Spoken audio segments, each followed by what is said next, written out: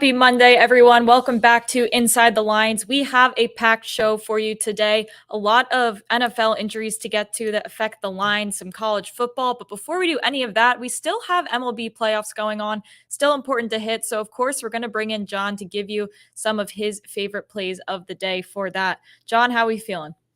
We're feeling good. Not my best game yesterday, but we've got a couple games today, and our last two games slate for a few days now until this weekend. So excited to get into it. Right. Let's start with that earlier game. The Rangers in Texas, or in Houston, I should say. You have a money line pick here you like that goes along with our model. Yeah, I'm going with the Astros on the money line here, about minus 120, minus 15, depending where you can get it. This one was tough for me, and same with yesterday. I was going back and forth all day deciding on who I wanted. I really do think the Rangers have the starting pitching advantage today with Nathan Eovaldi. He's been exceptional in the playoffs. He hasn't been walking anybody, and he's been striking out a bunch of batters. On the other side, Framber Valdez he really struggled in his first outing, but he pitched a couple of good outings against the Rangers this season. But he's the kind of guy that will have a really bad outing and then come back and just be absolutely dominant the next outing. In fact, one of his only bad outing against the Rangers this season, I believe he allowed 6 earned and 3 1/3 pitching.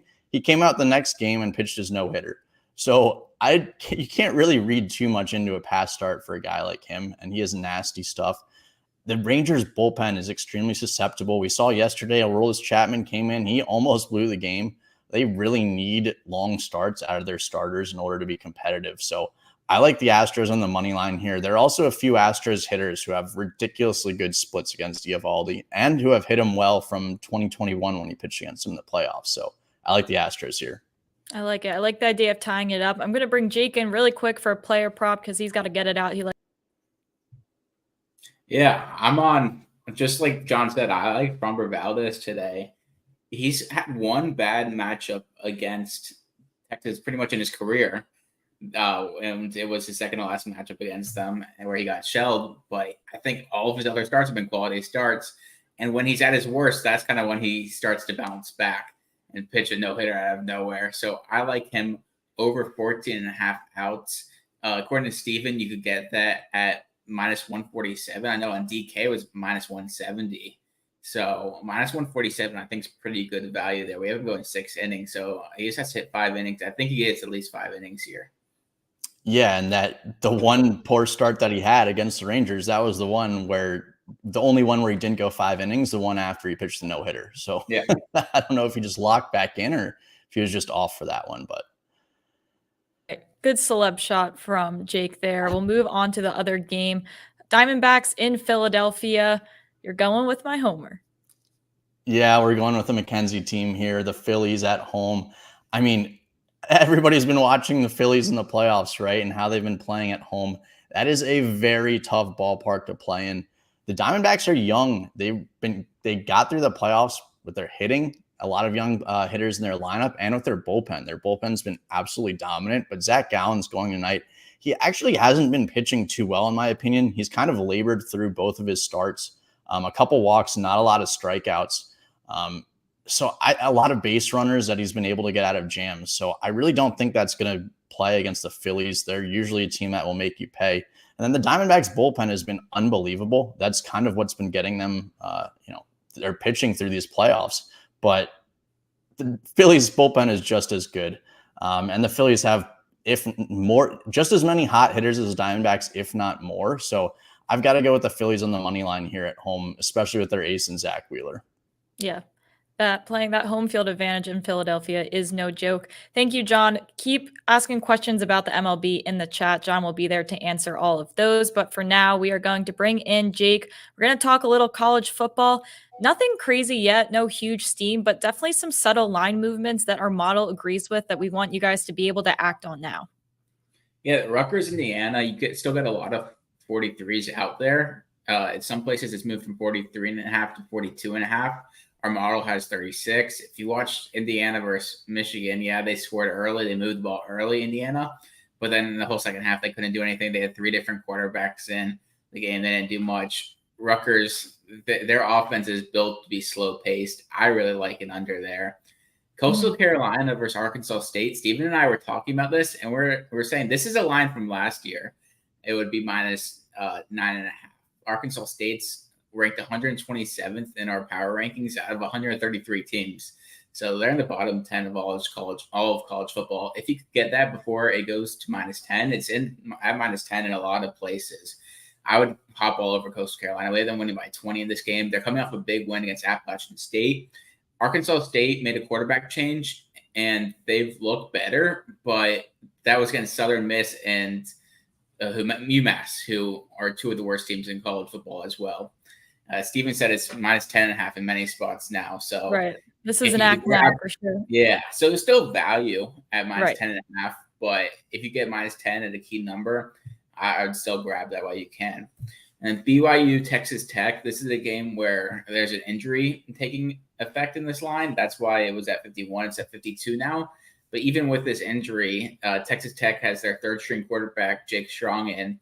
It's looking like he's going to start and Morton's going to be out. But the line's moving from 51 to 52. We have it at 62. It's up to 52.5 at BetMGM, according to Steven. BYU played against TCU last week, who had a backup quarterback, and Josh Hoover, who threw for 400 yards against them. I think this is two bad defenses. Texas Tech's defenses look good at times, but I think BYU will be able to move the ball on them. So I like the over here, and I'd get it before it goes to 53, 54. And the last one, Washington versus Arizona State. I guess some people are expecting a letdown after that huge win against Oregon, but I think that they just dominate Arizona State. I think this is a game where Michael Penix could put up 6 touchdowns and help his Heisman cause, which is at minus 140 now. Right. Speaking of plus 550. Yeah. So that's looking really good. Right. Let's not forget that a few weeks ago, we were talking about getting him at plus 550. This kind of has played out exactly how we thought with Caleb Williams, who would have had to win out, and he's not looking as great as he was. What is he now? Like plus 1,200, plus 1,400? Yeah, I think he's pretty much out of it now just because he looks so bad against Notre Dame, and it's so hard to win the Heisman back-to-back years that you're pretty much going to have to go undefeated to win the Heisman. Right. And since he lost, and he still has to play Washington this season, so that's going to be a big game, but I think he's about out now. Yeah, that Penix future we put in is looking real, real nice right now. We're going to move into the NFL with Steven. Now, there's a lot going on with some quarterbacks and some injuries. A few lines have been affected so far. We'll start with the Jags. The Jags were 1-point favorites, and now they are 1-point underdogs. The line has moved from 42 to 40. This is all implying that Trevor Lawrence is probably not playing. Yeah, I mean, I assume if he's ruled out, that would line go at least to -3 Saints. So the 2-point move is certainly, indicative of it, maybe at best a 75% chance of playing. CJ Beathard would be the backup. So yeah, the line was 2 points. So the team total for Jags went from 21.5 to 19.5, and so the over/under correspondingly moved as well.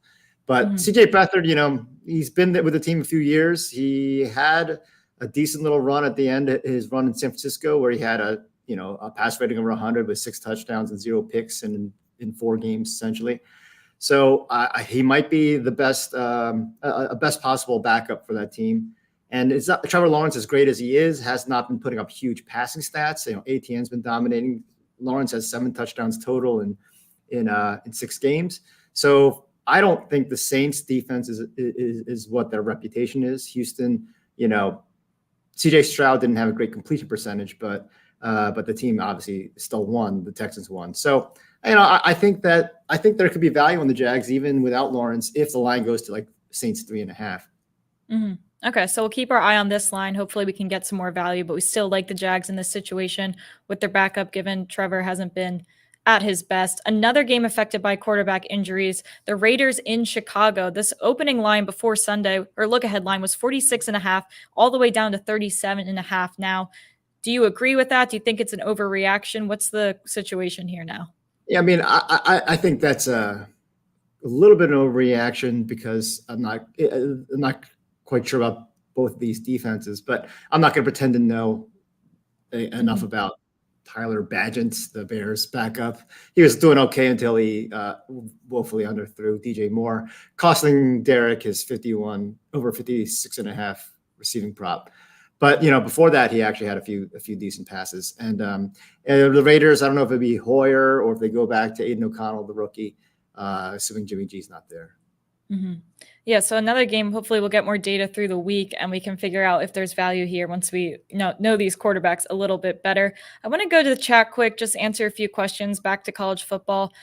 Nick asking about Oklahoma State, West Virginia, with this total being 50.5. If you want to look in the model and see if you like anything there quick. Okie State.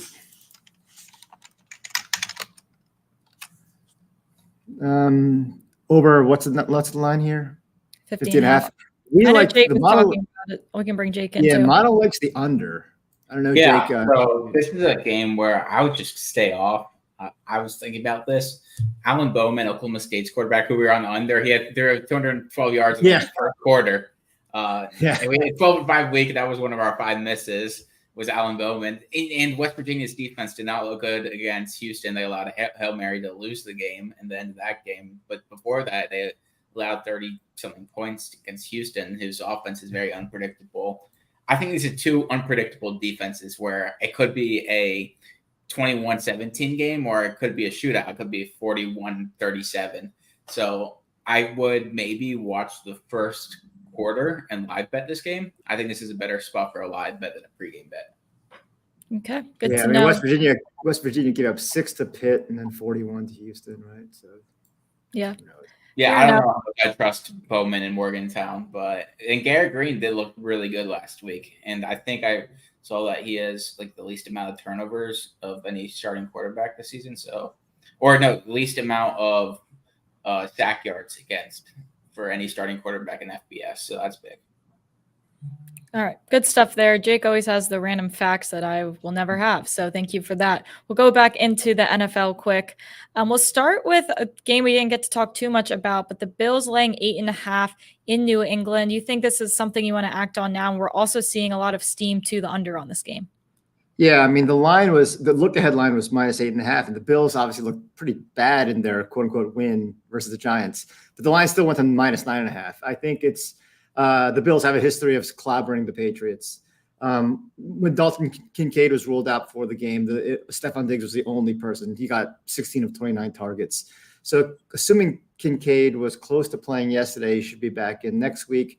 That it'll allow it'll keep the defense a little more honest. And I think, our model and the odds both imply around 25 for Buffalo. So the reason why at this point in the season, our model is pretty representative of what most other people who are using statistics to handicap are going to think. And so our model is going to be, we crank our numbers out pretty quickly. So we tend to be ahead of the market. So when the line moved to -9.5 in our favor, I think we'll all pick up the same thing, that the Patriots, to cover the number, are probably going to put up 17. And they haven't scored more than 17 since week 1 against Philly. And that was a weird game where they're down big early. And they scored 20. It's not like they blew through that. So I think the Bills, their defense, did a very good job on Saquon Barkley for most of the game. And so even with their injuries, I don't think it's going to be a problem containing, the running game of the Patriots. And then Mac Jones is obviously, if he has any confidence, is probably gone. At this point. Yeah. And Derek was mentioning in the chat, it is still early, but good to note about the chance of rain, 50%, and chance of winds as well. So something to monitor, but definitely plays to that under there. Something you want to act on now. Again, that steam is coming in heavy. We'll move to Detroit in Baltimore. Baltimore still laying 2.5, but again, a lot of steam to this under as well. The model does have value on Baltimore to cover, but there's a better play here with the under. Yeah, I think it's all about the public, fading the public right now. The early action was some over 80% on the over. And it's just a reputation you have. Detroit, you think of as an offensive team with a bad defense, and Baltimore, new offense, and Lamar Jackson they've been looking good for a half of every game. But, it's really the defense are the story in both teams. Baltimore, since Roquan Smith arrived 16 games ago, has allowed a little over 15 points a game. Detroit's allowing around 15 points a game on the road this year. They're allowing a touchdown less than they did a year ago. So I think that the line's coming down. The over-under has actually come down despite the fact that the public is on the over. So the smart money is on the under in this case. The model doesn't have any value on the over-under, but again, slight lean against Baltimore. I think that if the model continues to be the indicator of where stats focused type people are thinking, could go to Baltimore -3. I also think that the public might start fading Detroit because they're 14-2 in the last 16 against the spread. That's just too much. Yeah. So I think there might just be a little, just a gambler's fallacy, but nevertheless, it still influences public that you can't just keep covering the spread like that. I agree. Like, you can't do that. That's not sustainable. But Lamar's got a great record against NFC teams straight up. So, and against the spread. So I think that narrative will also start permeating the ether. Mm-hmm. We'll go to the Falcons in Tampa Bay. The Falcons just historically a terrible team on the road. So you think there's value to get Tampa Bay at 2.5 now? Yeah, I think that Atlanta, going back to last year, scores over touchdown less on the road. Tampa, even though they got beaten by 14, I think, last night, their offense is not. They lost some opportunities early, some bad drops. But the big thing is Atlanta's run game, which everyone assumes is good because Bijan Robinson is there, and they were good last year. They're not good. They went from almost 5 yards a carry before Bijan and now 4.0 yards per carry. And Tampa Bay's run defense, which was historically good when Tom Brady was there in the Super Bowl years, took a step back last year because the offense couldn't stay on the field. But now that the offense is staying in the field a little bit better, they're back down to a 3.5 yard per carry defense. So if Atlanta can't run the ball on them, then we saw unfortunately what happened with Desmond Ridder and his bad picks. I think Tampa is the easy play in terms of winning the game and enough to move it to that key number of -3. So right. I think I don't see why this would go to -1.5. So I don't think you're going to lose anything. And even if it does, that's not the key number. 2.5 to 2 is not the key number as much as going to 3. Okay, yeah, so we want to get that before it hits 3. We'll go to the Cardinals in Seattle. This was a line that shocked us. We didn't think it was really going to move off of 7, but now it's 7.5. So if you like the Seattle, it's probably not going to go back down. So get 7.5 while you can. What do we like about this game here? This is there were 2 moves this week that actually went counter to what I expected happened. But they actually both moved the direction our model had. So again, it made me think, okay, we're far enough in the season where it's not so much about storylines and surprise teams. It's more about a feeling like we're getting to know these teams from a statistical basis. And so again, not a surprise that the model and other people taking early action are all finding the same value. So yeah, even though I was surprised it moved off -7, the model had it -10. So I guess that's why I coded the thing, so it could pick up things that I don't know. We're just moving. The line's at the -8 in some spots, so there might be some more steam there. Exactly, yeah. So that's an act now for sure. Quick little recap. Sorry. The one thing that I wasn't aware of, I thought the narrative of Arizona trying hard and a defensive coach, their defense was actually better, and it looks like it is for a half, but right. They're actually allowing more points than they did last year when they're supposed to be a terrible defense. So they're not improved by numbers. Anyone doing numbers-based stuff will say, "Oh, Arizona's defense isn't good." So sorry. Yeah, regardless of them trying, it just isn't enough talent to go past 1/2. So with that, we'll take a look at our recap screen quick of things we think you should act now on. Again, with college football, a couple totals, a couple spreads. The model has a lot of value on. And then in the NFL, of course, the Bills Patriots under. A lot of unders from us, which is very uncharacteristic, but we like them now before these lines start to move. So take a screenshot of this, take a look at this. And with that, we will have more for you tomorrow, a little more college football heavy. Some injuries to look out for, some weather and things like that. So with that said, get these bets in now quick while you can, and we'll have more information for you guys tomorrow.